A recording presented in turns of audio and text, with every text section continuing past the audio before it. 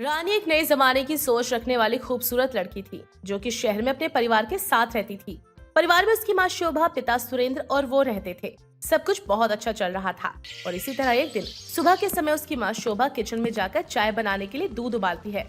तभी उसकी नजर गैस पर उबल रहे दूध पर पड़ती है और वो खुद से बोलने लगती है, हाय राम, ये क्या हो गया सुबह सुबह? मेरा दूध फट गया। ये क्या बला है? मैं चाय कैसे बनाऊं? शोभा की आवाज सुनकर सुरेंद्र और रानी अपने कमरे से बाहर आते हैं और वो डर चुके होते हैं कि आखिर क्या हो गया। और वो शोभा से बोलते हैं, अरे क्या हो गया भाग्यवान, बाकी औरतों की तरह सुबह सुबह किचन से भजन क्यों नहीं गाती हो? अरे चिल्लाए जा रही हो कौवे की तरह, काव काव काव। अरे क्या हो गया तुम्हें?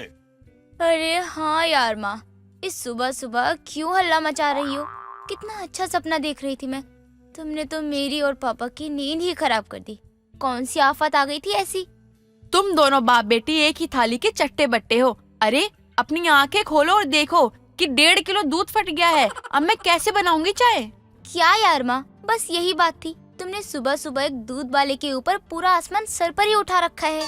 रानी तू चुप कर और एक बात बता, तू बोल तो ऐसे रही है जैसे कि तेरी सुबह बिना चाय के हो ही जाती है। अरे अरे सॉरी मेरी प्यारी सी माँ, मेरा वो कहने का मतलब तो बिल्कुल भी नहीं था।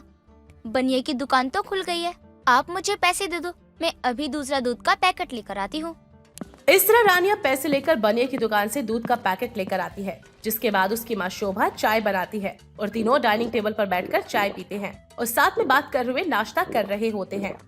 माँ इट्स अमेजिंग, आपको पता है आपके हाथों की ये चाय ना मुझे बहुत ज्यादा ही पसंद है। और बिल्कुल सही कहती हो माँ आप कि चाय के बिना तो मेरी सुबह ही नहीं होती है।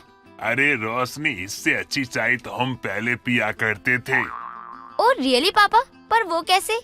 क्योंकि बेटा ये पैकेट वाला दूध है, वो भी इस जमाने का। अरे चालबाजी से ये बनता है।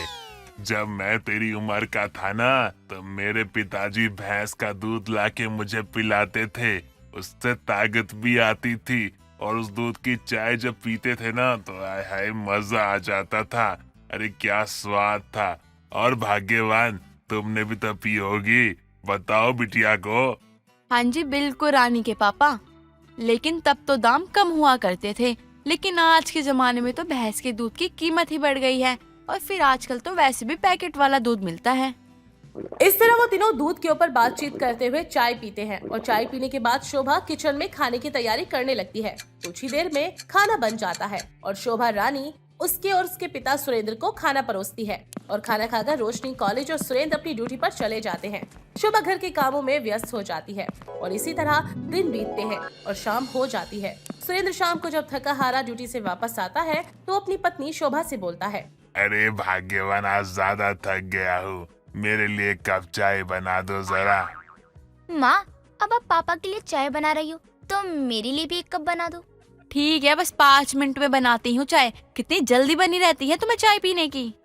इस तरह शोभा किचन में जाकर चाय बनाने लगती है कि तभी वो देखती है कि दूध एक बार फिर से फट जाता है और इस बार ये देखकर उसे बहुत गुस्सा आता है और वो गुस्से में बोलती है, रानी, ओ रानी, तू दूध लाई कहाँ से थी आखिर जो फिर से दूध फट गया? क्या माँ, हमारी इस सोसाइटी में एक ही बनिए की शॉप है तो हमेशा की तरह वहीं से लाई हूँ ना दूध। बेड़ा गर्क हो इस बनिए का, आज फिर से मेरा दूध फट गया। आज तो मैं इससे पूछ के ही आऊंगी कि कितना पुराना दूध दे रहा है जो पिछले 2 दिन से मेरा दूध ही फटा जा रहा है और चाय भी नहीं पी पा रही मैं। शोभा गुस्से में बोल ही रही होती है और सबको सुना ही रही होती है कि तभी उसकी पड़ोसन आकर बोलती है, अरे अरे क्या हुआ शोभा बहन, तुम बड़े गुस्से में लग रही हो, कहीं जा रही हो क्या? अरे पूछो मत बहन, ये बनिया है ना बनिया, पिछले 2 दिन से ऐसा दूध दे रहा है कि जो मेरा रोज ही दूध फट रहा है। उसी की क्लास लगाने आई थी बस मैं। अरे तू भी चंदू दूध वाले से दूध क्यों नहीं लेती? इसी पैकेट वाले दूध के रेट में वो भैंस का दूध देकर जाता है, तू भी उसी से क्यों नहीं ले लेती? कहो तो कल से मैं ही भेज दूं उसे तुम्हारे पास। हाँ ठीक है, कल तुम उस दूध वाले को भेज देना, मैं भी एक बार देख लूंगी, फिर मैं उससे परमानेंट दूध लेने लगूंगी। इस तरह उसकी पड़ोसन दूध वाले के बारे में बताकर वहाँ से चली जाती है और इसी तरह वक्त बीतने के बाद सुबह हो जाती है और रानी के घर की डोरबेल बजती है और शोभा बोलती है, रानी देख कौन है इतनी सुबह गेट पर। मेहमानों को भी चैन नहीं है, सुबह सुबह आ जाते हैं। अपनी माँ की बात सुनकर रानी गेट खोलती है और चंटू दूध वाले को खड़ा देखती है और उसे देखकर बोलती है, अरे भाई साहब, कौन हो आप और यहाँ किससे मिलने आए हो? जी वो आपके घर में दूध देने के लिए कहा गया था हमें। लाइए बर्तन लाइए। माँ देखो ना, ये कोई चंदू दूध वाला आया है। अपनी बेटी रानी की आवाज सुनकर शोभा बहुत खुश होती है और वो जल्दी से आती है और बोलती है, अरे आओ आओ बेटा। जी आंटी जी, आप बर्तन ले आइए, मैं आपको दूध दे देता हूँ। अरे वो तो मैं भूल ही गई थी। जा रानी, किचन से फटाफट दूध का भगोना लेकर आ, भैया से दूध लेना है। रानी किचन से दूध के लिए बर्तन लेकर आती है और दूध लेने के लिए बर्तन आगे करती है और जैसे ही चंदू उसमें थोड़ा सा दूध डालता है तभी रानी का हाथ हिलने लगता है। ये देख चंदू हंसने लगता है और रुक जाता है और फिर बोलता है, मैडम बर्तन को सही से पकड़िए, ऐसा लग रहा है छूट के गिर जाएगा। अरे खाती पीती नहीं हो क्या आप? बच्चों की तरह हाथ कांप रहे हैं आपके। ओ मिस्टर, तुम अब ज्यादा बोल रहे हो। चुपचाप से दूध दो और चलते बनो, समझे? और क्या नाम है तुम्हारा? च च च चंदू दूध वाला। How funny name. अरे मैडम जी, नाम से कुछ नहीं होता है। वैसे असली नाम मेरा आरव है, लेकिन सब लोग मुझे प्यार से चंदू बुलाते हैं तो मुझे भी अच्छा लगता है। और वैसे भी मैं शुरू से ही दूध बेच रहा हूँ तो ये नाम मुझे बहुत ज्यादा अच्छा लगता है और सूट भी करता है काम पर। चलिए अब मैं चलता हूँ। इस तरह चंदू दूध देकर वहाँ से चला जाता है। फिर शोभा उस दूध को लेकर किचन में चाय बनाने लगती है और एक बार फिर से तीनों टेबल पर बैठकर चाय पीते हैं। और जैसे ही रानी उस चाय का पहला घूंट अपने गले से नीचे उतारती है उसे बहुत अच्छा लगता है और वो सुकून से कहती है, अरे वाह वाह माँ, इस दूध की चाय तो सच में बहुत ही बढ़िया है। मैं तो इसकी फैन ही हो गई।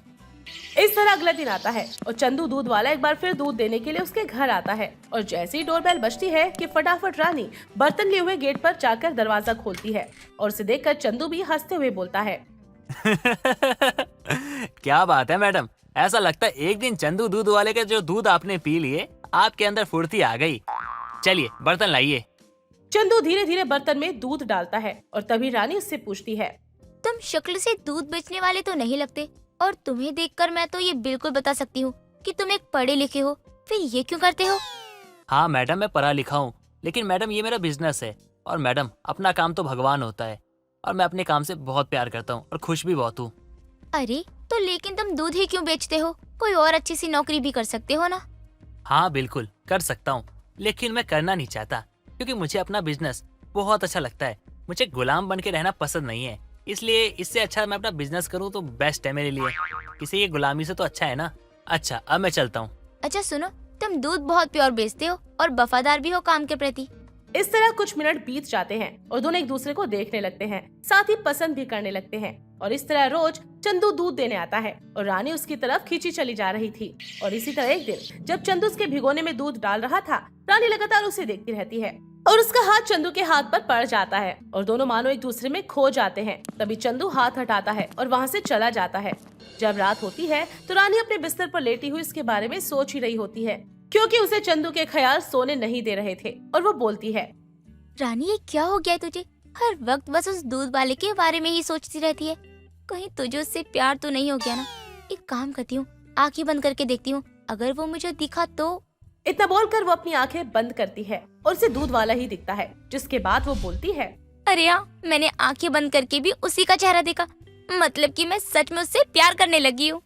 इस तरह अगली सुबह आती है और चंदू दूध वाला आता है और रानी दूध लेने के बहाने अपने दिल की बात एक लेटर पर लिखकर उसके नीचे अपना मोबाइल नंबर भी लिख देती है। और इस तरह चंदू भी उसे पसंद करने लगता है और अपने फोन से उसे कॉल करता है और दोनों एक दूसरे से बातें करने लगते हैं। धीरे धीरे उनका प्यार परवान चढ़ने लगता है और एक दिन रानी उससे बोलती है, यार चंदू, तुम्हें नहीं लगता कि अब हमें मिलना चाहिए? ऐसे फोन पर कब तक बात करेंगे?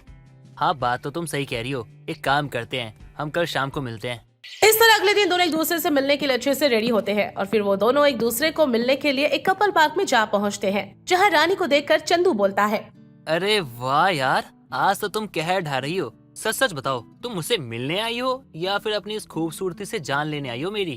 तुम भी कुछ कम थोड़ी लग रहे हो। तुम्हें देखकर कोई नहीं कह सकता कि तुम दूध बेचते हो या दूध वाले हो। अच्छा सुनो ना, तुम ये दूध का काम छोड़कर कोई और काम या जॉब कर लो ना। मुझे तुम दूध सप्लाई करते हुए अच्छे नहीं लगते, क्योंकि मैं तुमसे प्यार करती हूँ चंदू। अरे रानी, अब तो मैं दूध का बिजनेस बिल्कुल भी नहीं छोड़ सकता, क्योंकि इस दूध को बेचने के कारण तुम मुझे मिली हो। और हाँ, तुम जो चाहती हो ना मैं किसी के घर जाके दूध सप्लाई ना करूँ, तो ठीक है, मैं वो नहीं करूँगा। लेकिन कैसे? बहुत जल्द देखना, मेरा दूध का बिजनेस बहुत आगे जाएगा। और 4-5 को काम पे रख लूंगा दूध सप्लाई के लिए। उसके बाद बस फार्म में ना अपनी कुर्सी लगा के बैठूंगा और हिसाब किताब देखूंगा। तुम्हें उससे तो कोई दिक्कत नहीं होगी ना? हाँ, ये आइडिया सुपर्ब है। I love you. इस तरह चंदू दूध वाला और रानी एक दूसरे को गले लगाते हैं और एक दूसरे के प्यार में होकर खुशी खुशी जिंदगी बिताने लगते हैं। ममता की बहू रिया सावली होने के साथ अपने साथ दहेज में 1 रुपया नहीं लाती तो क्या, वो अपने साथ अच्छी किस्मत लाई जिससे उसकी सास उसे अपना लेती है। या फिर ममता को दहेज में पैसे वाली बहू चाहिए थी, जिसकी वजह से ममता अपनी बहू के साथ क्या करने वाली थी। चलिए जानते हैं इस कहानी में। रिया की शादी को 5 दिन हुए हैं और इन 5 दिनों में ही ममता अपनी बहू रिया को कई ताने दे चुकी थी, क्योंकि रिया का रंग थोड़ा सांवला था और तो और उसके घर वालों ने कोई दहेज भी नहीं दिया था। ऐसे में ममता कोई मौका नहीं छोड़ती थी रिया को ताने देने का। एक रोज सुबह 5 बजे ही ममता अपनी बहू के कमरे का दरवाजा पीटते हुए रिया से कहती है, बहू उठी नहीं तू अभी तक? ये तेरा ससुराल है, तेरे बाप का घर नहीं जो अब तक सोई हुई है। तभी रिया अपनी सास की आवाज सुनकर अपने कमरे से निकल कर आती है और अपनी सास से कहती है, माँ जी मैं आ ही रही थी। हाँ हाँ मुझे पता है, चल अब जाकर खाना बना। रिया अपनी सास के कहने पर खाना बना रही होती है कि तभी कुछ समय बाद ममता को एक कॉल आता है, जो लड़के वालों का कॉल था ममता की बेटी रूहानी के लिए, जिसका रिश्ता करीब 2 सालों से हो नहीं रहा था। और ये सुनकर ममता खुशी से अपने बेटे रोहित से कहती है, रोहित अपनी रूहानी का रिश्ता पक्का हो गया, लड़के वाले मान गए हैं, उन्हें लड़की पसंद है। ये बहुत अच्छी बात है माँ, मैं तो बहुत खुश हूँ। अपनी छोटी की शादी है। पास में बैठी रूहानी भी अपनी माँ से कहती है, माँ, भाभी के आने से अपने घर में कई खुशखबरी आई है। भले ही भाभी दहेज में कुछ भी न लाई हो, लेकिन वो अपने साथ दहेज में किस्मत बड़ी भाग्यशाली लाई है। वो क्यों किस्मत लाएगी साथ? उसके आने से नहीं हुआ है ये सब, ये तो हमारे अच्छे कर्मों का फल है। माँ, मुझे भी लगता है कि रिया अपने साथ में दहेज में किस्मत लेकर आई है। जब इसका चेहरा ही इतना काला है तो इसकी किस्मत कौन सी अच्छी होगी? जैसी शक्ल वैसी किस्मत। माँ, अगर भाभी की जगह मैं होती तो भी क्या आप ऐसे ही बोलती? ऐसे कैसे हो जाती तू सावली या फिर काली? उसकी तो पैदाइश ही ऐसी है। घर वालों का ये मानना था कि रिया की किस्मत अच्छी है, उसके आने से बहुत सी चीजें अच्छी हुई हैं, लेकिन ममता ऐसा नहीं मानती थी। देर शाम जैसे ही रोहित ऑफिस से घर आता है, वैसे ही वो सबसे पहले रिया को मिठाई खिलाते हुए कहता है, रिया अब तो मानना ही पड़ेगा कि वाकई तुम दहेज में अपने साथ भाग्यशाली किस्मत लेके आई हो। पहले बताओ तो किस खुशी में मिठाई खिला रहे हो? मेरा प्रमोशन हो गया है। सच? ये तो बहुत अच्छी बात है। भैया, हमारे साथ भी खुशियाँ बांट लो। हाँ क्यों नहीं माँ, ये आप खाओ और ये तेरा छोटी। ममता को तो इस बात का बहुत बुरा लगता है कि रोहित पहले रिया को मिठाई खिला देता है, उसे नहीं। जिस पर ममता रोहित से कहती है, जा जाकर अपनी बीवी को ही खिला और उसके ही गुन गा। माँ, खुशी के मौके पे क्या लेकर बैठ जाती हो? ये सब ऊपर वाले की मेहरबानी है, कोई किसी की किस्मत का नहीं खाता। और इसकी किस्मत से तो कुछ भी होने वाले भी हो तो पहले ही कुछ अशुभ हो जाए। माँ, हमने ये थोड़ी ही कहा था कि हम भाभी की किस्मत से जी रहे हैं। हमारे कहने का मतलब था कि उनकी किस्मत अच्छी है और उनका इस घर में आना शुभ है। ये बातें चल ही रही होती हैं, तभी ममता से मिलने कांता आती है, जो कि ममता की पड़ोसन है, और वो रोहित के हाथों में मिठाई का डब्बा लिए देखकर रोहित से कहती है, किस खुशी में मिठाई खिला रहा है? इसका प्रमोशन हुआ है इसकी मेहनत से, और ये कह रहा है इसकी बीवी की वजह से इसका प्रमोशन हुआ है, क्योंकि वो दहेज में कुछ नहीं लाई लेकिन किस्मत जरूर लाई है। हाँ सही तो कह रहा है रोहित। तेरी बहू दहेज में कुछ लाए या ना लाए, किस्मत तो जरूर लाई है। तभी तो तेरी बेटी का रिश्ता भी पक्का हो गया है और अब रोहित का प्रमोशन भी हो गया है, तो किस्मत तो तेरी बहू की वाकई में अच्छी है। तू भी इनके साथ शामिल हो गई? मैं तो सच ही कह रही हूँ, जो मुझे दिखा, वरना इतने सालों में तो मैंने कुछ अच्छा नहीं सुना तेरे घर के बारे में। अगले दिन ममता आंगन में बैठी होती है, तभी रिया को पोछा लगाता हुआ देखकर ममता अपनी बहू को ताने मारते हुए कहती है, मेरे घर वाले तो पागल हो गए हैं, ना जाने किस्मत किस्मत लेकर बैठे हैं। इनके बाप ने दहेज तो दिया नहीं, किस्मत कहाँ से देंगे। ममता वहाँ से उठकर गेट के बाहर ही जा रही होती है कि तभी रिया अपनी सास से कहती है, माँ जी, आप अपने कमरे में चले जाइए क्योंकि वहाँ मैंने पोछा लगा दिया है। हाँ हाँ, अब तो कुछ समय बाद ही मुझ पर भी हुक्म चलाने लगेगी। जैसे ही ममता अपने कमरे में जाने लगती है, वैसे ही वो बाहर शोर सुनती है कि किसी ने कांता की चैन छीन ली है। ये सुनकर ममता हैरान रह जाती है क्योंकि कांता तो ममता के घर आ रही थी, लेकिन उससे पहले ममता दरवाजे पर बैठने जा रही होती है। ऐसे में ममता अपनी चैन को देखकर कहती है, आज तो जान बच गई, नहीं तो कांता की जगह मेरी चैन जाती। क्या सच में मेरी बहू अपने दहेज में किस्मत लाई है? उसके कहने पर ही मैं कमरे में गई, नहीं तो घर से बाहर जा रही थी। ममता ये सोच ही रही होती है कि तभी कांता रोते हुए ममता के पास आती है और उससे कहती है, ममता देख, मैं तेरे घर के पास ही आ रही थी, लेकिन 2 बाइक पर चोर आए और उन्होंने मेरी सोने की चेन गले से खींच ली। सुनी मैंने तेरी सारी बातें। अगर आज तू नहीं जाती तो मैं भी बाहर जा रही थी, लेकिन बहू ने कहा कमरे में चले जाओ और मैं कमरे में चली गई। और तू कहती है कि तेरी बहू की किस्मत बहुत बुरी है। वो तो अपने साथ दहेज में वाकई खुशियाँ लेकर आई है, तू मान या ना मान, लेकिन मैं तो लुट गई, बर्बाद हो गई। ममता अब क्या करूँ मैं? रोने धोने से कुछ नहीं होगा, जो हो गया सो हो गया। सोच, तेरी जान तो बच गई ना। अब जैसे ही ये बात रोहित और रूहानी को पता चलती है, वो भी रिया की किस्मत का होना बता रहे थे कि वाकई रिया की किस्मत इतनी अच्छी है। लेकिन ममता तो अब भी उसकी किस्मत को कोस ही रही थी, लेकिन कहीं ना कहीं उसे भी लगता है कि ये रिया की वजह से ही हुआ है। अगर वो नहीं टोकती तो शायद कांता की जगह ममता बाहर होती और उन चोरों की शिकार हो जाती। अगली सुबह सारा काम हो जाने के बाद ममता अपनी बहू रिया से कहती है, बहू तेरा काम हो गया हो तो जाकर मार्केट से सब्जी लेकर आ। माँ जी, वो थोड़े कपड़े धोने हैं, वो कर लेती हूँ, उसके बाद ही जाऊंगी। आकर घर का काम हो जाएगा, तू पहले बाहर का काम निपटा ले। रिया अपनी सास की बात ना मानकर कपड़े धोने में बिजी हो जाती है और कुछ समय बाद ममता सीढ़ियों से उतरते हुए एक बार फिर रिया से कहती है, बहू तुझे मैंने कहा ना कि जाकर मार्केट से सब्जियां ले आ, शाम हो जाएगी। बस माँ जी, कपड़े छत पर डाल दो, फिर मेरा काम हो जाएगा। ये कहकर रिया छत पर जा ही रही होती है और ममता नीचे आ रही थी। तभी ममता कांता की आवाज सुनकर जल्दी जल्दी सीढ़ियों से उतरने की कोशिश करने लगती है और वो गिरने ही वाली होती है कि तभी रिया अपनी सास को लड़खड़ाते हुए देखकर उनका हाथ पकड़ लेती है और रिया अपनी सास को बचा लेती है। दूसरी तरफ से कांता भी घर आती है तो ममता को देखकर कहती है, ध्यान से ममता। ये देखकर ममता कि वो गिरने से बच गई और उसकी जान रिया ने बचाई है, वो हैरान रह जाती है और उसे समझ आ जाता है कि अगर अभी रिया घर पर नहीं होती तो वो सीढ़ियों से गिर चुकी होती। और अब दोनों ही नीचे आते हैं और कांता ममता से कहती है, देखा तूने, मैंने कहा था ना कि तेरी बहू दहेज में कुछ लाई हो या ना लाई हो, लेकिन अपने दहेज में इतनी अच्छी किस्मत लाई है। हाँ, आज मैं मान गई कि मेरी बहू ने दहेज के सामानों से मेरे घर को नहीं भरा, लेकिन उसकी अच्छी किस्मत से इस घर में खुशियाँ ही खुशियाँ हैं। इस तरह ममता को एहसास होता है कि उसकी बहू दहेज में किस्मत लाई है और उसके आने से उसके घर में सिर्फ खुशियाँ ही आई हैं। उर्मिला की बहू कोमल शादी के बाद ही अपने पति को अपना तोता बना लेती है, लेकिन क्या अपनी बीवी के इस माया जाल से अमन निकल पाया या फिर उसने अपनी बीवी के कहने पर अपनी माँ को भी सताया?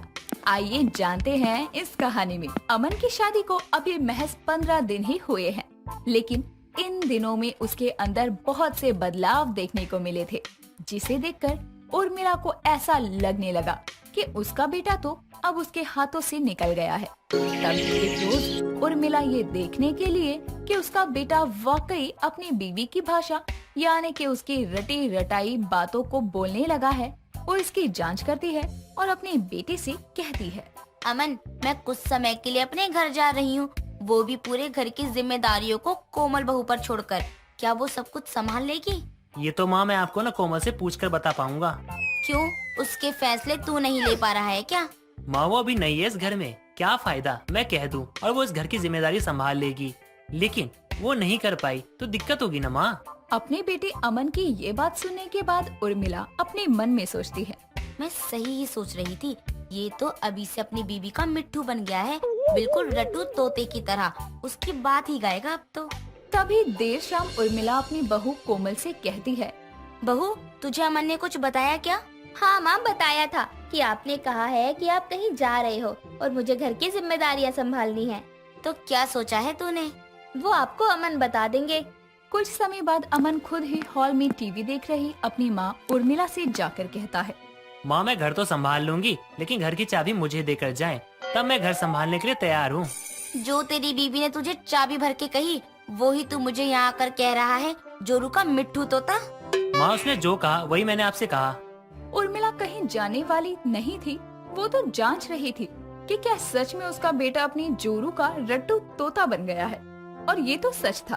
अगले दिन सुबह अमन ऑफिस जा रहा था, तभी उर्मिला अमन से कहती है, बेटा, आज घर का राशन लाना है। तूने कहा था मुझसे कि सुबह पैसे मांग लेना, तो दे दे, वरना तू ऑफिस चला जाएगा तो मैं कहाँ से राशन लाऊंगी? जी माँ, अभी देता हूँ, बैग में ही रखा है।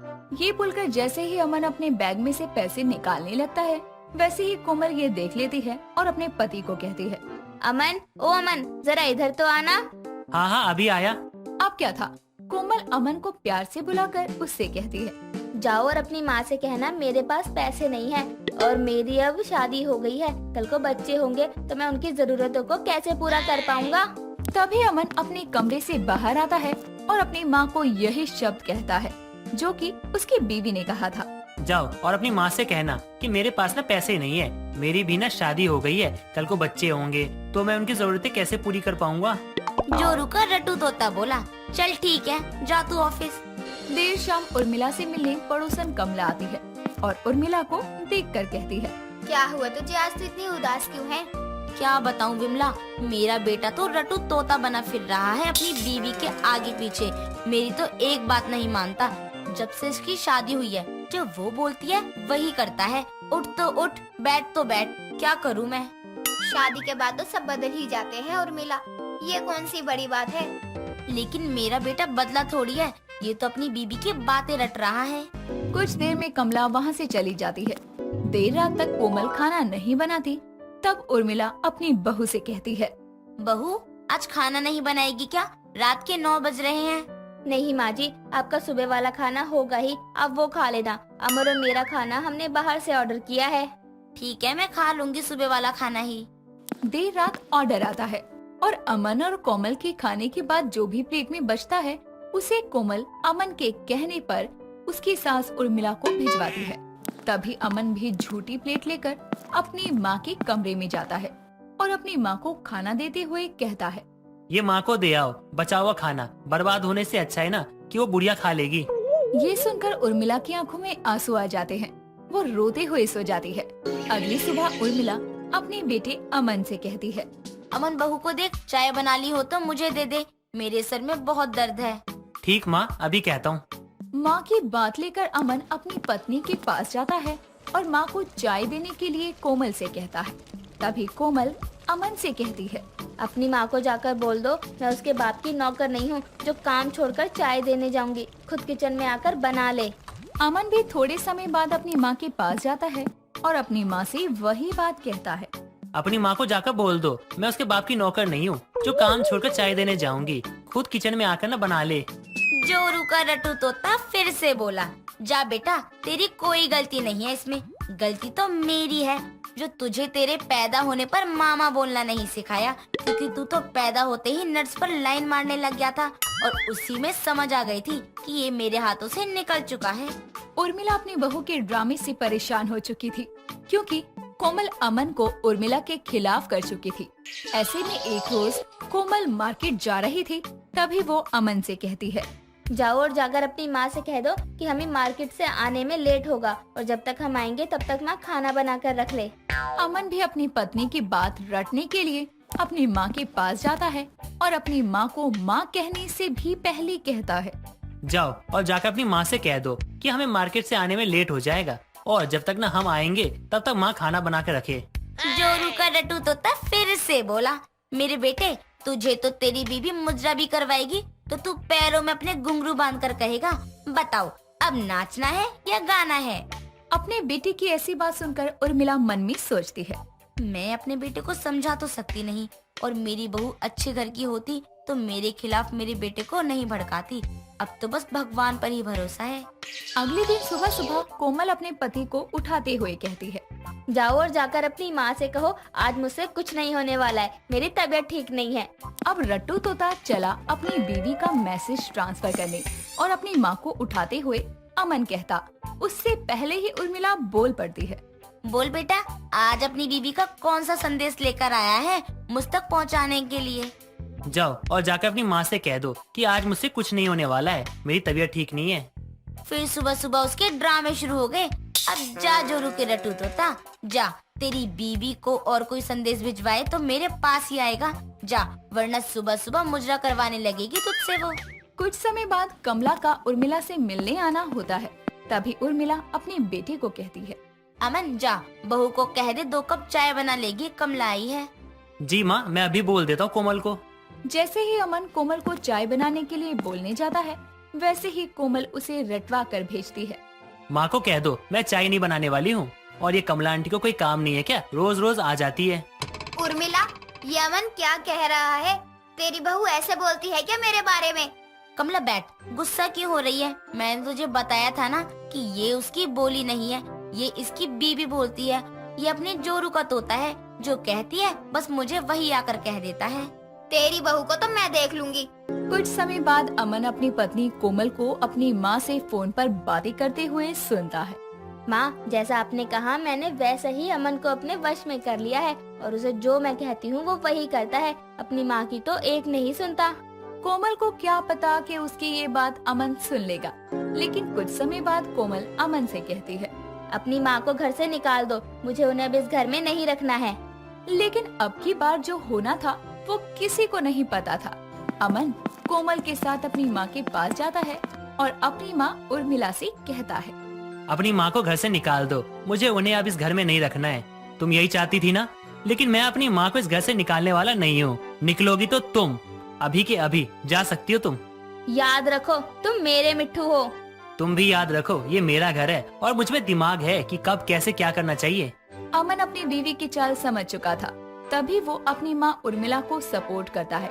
ये देखकर उसकी माँ बहुत खुशी महसूस करती है। दोस्तों, अगर आपको ये कहानी पसंद आई तो इसे लाइक करें, शेयर करें और कमेंट करके बताएं कि कहानी में आपको सबसे अच्छा क्या लगा।